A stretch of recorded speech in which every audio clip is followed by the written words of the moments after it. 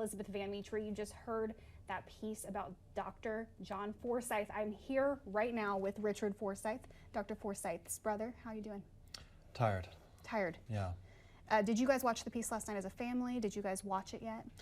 Yeah, we did watch it. We didn't watch it together as a family, but we did watch it, yeah. And so far, what was the feeling leading up to the piece airing and after it aired? Actually didn't plan to watch the piece because I've just been so inundated by this case. I just feel like it's just going to be a review, but some family watched it, said you should see it. I did. I didn't really have any anticipation. My reaction afterwards was, oh, it was pretty good. I might have changed a few points of wording, but you know, it seems like it was pretty fair. And how's the rest of the family reacting to it today? They're reacting in various ways. I think that for the most part they appreciate the piece. There have been some comments about the line of, was the brother involved? There's a lot of people who've got my back and who are feeling kind of defensive about me, but I think it's a completely fair thing to ask, and I'm here to talk about that. Just as we kind of just move in, tell a little bit about your relationship with your brother. Oh, he's my brother. We grew up together. We shared a room together as kids. We did everything together. We, as adults, we went into business together, really more like philanthropy. We had big plans together. We were very close friends. He was my brother, he's my close friend, and he was a mentor to me. He was a hero figure to me. I can't imagine someone being closer. With knowing how close you guys were, I mean, were there things that you now think that he kept from you? Oh, of course. It's become very apparent to me that he had a lot of secrets, that his life was very compartmentalized, and I'm amazed by many of the things we found out since his disappearance and death. What are some big things that were most surprising to you that you found? Well, you know, it needs to be said that I'm not a witness to the account of the reported kidnapping, but that story has been amazing to me. That he didn't tell me about that is mind-blowing to me. I don't understand that. Beyond that, apparently he had a lot of business dealings I wasn't aware of. He had a lot of associates that I'd never met and was not aware of who were involved in our business dealings. So, you know, it just seems like there are so many things I just didn't know. Talking about that kidnapping, that is something that a lot of people have been talking about. Yeah. If someone's just joining for the first time, they aren't aware of this, maybe they didn't hear that part of the story. Tell me what we know about that kidnapping a year before his disappearance. I should preface that what we know is that there is an account of a kidnapping. I don't know anybody but one mutual acquaintance who is a witness to this account. So I have no firsthand knowledge of it, but according to this mutual acquaintance, he shows up on a February evening, extremely cold, zip-tied at the wrists, shaken. He's put into a hot shower to warm up, and then he essentially tells a tale of having been put into a car, having been driven to a bridge, threatened. Some sort of an arrangement was made. He was released and allowed to go to where he did, quite cold. Those are the essential facts of the story that's been related to me, and that's all I know. And as far as the dealing of those conversations had between John and his alleged kidnapper, any idea what it was related to? It was said that it was related to crypto. One comment that was related was that he said to a mutual acquaintance that it was, these individuals seem to have had Eastern European accents. Again, I have no first-hand knowledge of any of this. I'm just relating what's been told to me. You have to know, and I've spoke to your siblings about this too, it sounds weird. It's extremely bizarre. It doesn't make any sense to me, and I'm not saying that anybody's lying. I'm just saying that it just doesn't sound real. It just sounds like something you read in a book or saw in a movie or something. Yeah. When did the rest of the family, or when did you first hear about the kidnapping, and then when did the rest of the family hear about it? I first heard about this kidnapping story early in the morning on the 22nd of May. My brother was reported missing on the 21st in the evening, and I was up all night with different individuals getting updates and trying to offer insight into what could be going on, and I heard this in the early morning, early AM of the 22nd.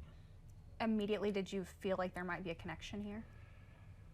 Well, I certainly wondered. I was already reeling from the idea of my brother being missing and what that could be about, and then here comes another, left hook, completely bizarre. I think I'm still processing that. I have no idea what to make of that or what to think. If it's related to your business dealings, you were a part of that business too. Were you ever fearful for your life? Did he ever let you or make you feel like you should be afraid? My brother certainly never made me feel like I should be afraid. He did not give me any sense that I was in danger, but hearing that story and in the context of his being missing, I certainly wondered, given my proximity to him, my adjacency to all of his business dealings, my intimacy with all of his business dealings, it would seem logical that I would be involved, and yet here I am, and no one has approached me or threatened me, and he certainly didn't warn me of any danger. And he was pretty secretive with parts of his life. He didn't want pictures of the kids posted anywhere, pictures Right. of his wife. Do you think that was, why do you think that was? Well, I don't know. It seems that he was concerned about people taking a great interest in him and his personal life, and as it has been related to me, he was concerned that his kids were being threatened. They were used as leverage. That's as it has been told to me. Yeah. We've heard Tiffany spoke on that story we just heard, and you mentioned it earlier about how he compartmentalized a lot of his life. What led to that? Why do you think that he was that way? I think that he was trying to control variables. I think he was trying to control image. I think that he was a person who had a lot of ambition. I think that he did not trust people's perceptions, people's assessments and evaluations, and I think that he tried to control these things, as people do when they compartmentalize. They're just trying to manage, And do you think that he in particular had maybe more compartments than the average person? I don't really know if I could speak to that, but he certainly seemed to have a lot of secrets, certainly more than I do. I'm kind of amazed at how much he was juggling, and I don't know how he did it. It must have created a lot of pressure for him. When I imagine being him, it just starts a headache. I can't imagine. And following this case so far, are you surprised that we know so little? Almost 3 months in. I am very surprised that we know so little. I think it is still early in an investigation. I hope it is. I still have confidence in the criminal investigation process, and I hope that it reveals all the truth about this. How do you feel like the Benton County Sheriff's Department is doing? I don't really know. I think that they have been careful in what they've released, and for good reason. This is a criminal investigation. This isn't a game. This is very high-stakes, serious stuff, and so I would expect them to be very professional. Now, you've had a run-in with them as of recent. And it kind of pushes the story forward a little bit. What is the most recent thing that you've been through with them? Oh, well, they served a warrant on my home. They searched my home, and the warrant and specifically was for a gun that I possess. They told me that their investigation has revealed that my brother was killed by a 40mm bullet that was fired from a Glock. I own a Glock that fires a 40mm gun. In fact, I made that known to them very early in the investigation and offered it to them for their examination the first time they came and visited me, along with all my other pistols. And I told them that they didn't need a warrant with me to search my house or to sequester any of my property, that I have nothing to hide and that I'm happy to cooperate in any way. They decided to serve a warrant in this case and to get the gun that way. They said it was for evidentiary reasons. I trust that. That's fine with me. I was eager to let them cross that off their list. And did you have any more conversations with them beyond that initial warrant? Yeah, we had an interview on a couple days later. And when was this, by the way? So the warrant was served on a Monday. My mind is a little bit foggy, but it was some weeks ago. Several weeks ago. And then we talked on Wednesday, 2 days after. What was that conversation like with them? Well, I think that they felt that I knew more than I had said to them, and I don't. And so they urged me to be more forthcoming, and I have been entirely forthcoming. And when did you have a lawyer present with you? Did No. you go in? No, I did not bring a lawyer because I don't need one. I have nothing to hide, and I'm not nervous about questions or what the investigation may reveal regarding me. I am anxious that the investigation uncover the truth about what happened to my brother and who did this to him and why. But I know what the truth is. I have played no part in any of this, and I have had no foreknowledge of any of this. My understanding is you also took a lie detector test and you were willing to do that. Yeah, absolutely. They asked if I was willing, and I said, of course I am. Yeah. And how did that go? They said that I did not pass the lie detector test. They also said that they believed that I studied it to cheat it, which I think is an amazing contradiction. But I think that this is just part of the process. I think they were putting pressure on me to see if I had more to say, and I don't. I did not lie. I've never lied to the police. I've not failed to say something that I should have or that I know. And I've told them I'll come back. I'll take the lie detector test 100 times. I actually don't think that those are actually tests. I think what they are props. I think that they put those up as a sort of bit of theater to create an environment in which a person feels pressure. They're not admissible in court, and there's no validity to the results whatsoever. So they could have put a squeeze toy on that table and said it was a lie detector test. Why do you think that they have their eyes on you right now?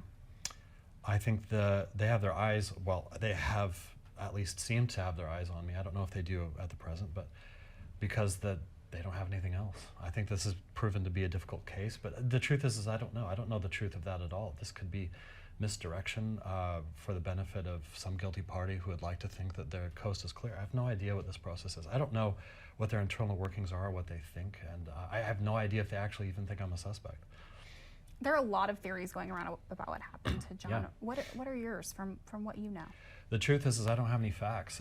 The police have asked me as well to speculate, and I've told them, give me some facts and I'll give you some theories. I don't have any facts. I think I know less today than the day he went missing because I'm apparently unlearning things about my brother. You know, none of this makes sense. The idea of kidnapping a prominent member of society, dragging him across state lines, killing him and putting him in a highly touristy location makes no sense. That's utterly bizarre to me. Who would make such a stupid plan, and why? I have no idea why anyone would kill my brother. I haven't the slightest clue. This was an honest, compassionate, great man who lived his life largely for his kids and for philanthropic reasons. I have no idea what is going on here, but I think that it's my opinion that because such a plan makes no sense, it wasn't a plan. I think what happened. I think he was put where he was killed because that's where they were. I think this was probably some kind of a meeting. Was he kidnapped in 2022? I have no idea. If he was it related to these events? Seems possible, but I lack facts to link these events. I know nothing. I have no idea what's going on here. Now you mentioned that you haven't felt threatened in any way, but have you felt scared after your brother came missing and you're so close with him? I have supposed that because of what has happened to my brother, that the events surrounding his disappearance and death are not resolved. And if they're not resolved, could someone be looking at me as, someone from whom they can get something? Or I don't know why my brother was killed. So if there is some sort of object or knowledge that they wanted from him, and if they didn't get it, then maybe they suppose they'd get it from me or something. I don't know anything. I have no idea what is going on here. And so yes, I have wondered if there are people who've been targeting me. I have been looking over my back. I've been concerned. The police have told me that they have no evidence to suggest that I'm in danger or any of my family. Until this case is resolved, I don't know how they can know that for a certainty, but it is comforting to hear that they don't think that I'm in danger. I'm definitely taking precautions. But I'm not assuming that I'm in danger. I'm just considering it a possibility. Do you think your brother knew something was going on? That something was about to happen? There are some things that lead to, some of those things that, he had given family some large gifts, but he also sounds like he had plane tickets coming up to go visit family. Yeah, it's so contradictory. He did seem to think that he would make statements like, if I was not around, this or that. He set me up to be his proxy with his bookkeeper, for example. just a week before he disappeared. Throughout the years, he made statements like this, like, if I was not around, would you be my executor for my will? Things like that. Yes, of course I will. But we were also making a lot of plans. He was very excited about the sort of things that we were getting ready to do. He was cheerful, he was optimistic about our plans and about his future. We had specific plans about our business, about our investments, about our projects, about things that we had been planning to do for a decade. He was optimistic about his relationship with his girlfriend, who he then proposed to, and the child they're going to have together. He loved his kids. He was excited to, as you mentioned, he had plane tickets to go out and see his kids, and he was excited to see them and to reconnect with them. He was planning to reconnect with an old friend. I mean, so many plans. And he was so cheerful. People who did not know this person or did not spend time around him, you didn't feel his aura, you didn't look in his eyes. This guy was optimistic, he was cheerful, he was happy. One of the last things I told him was that you are the happiest I've seen you in a long time. I'm really glad for that.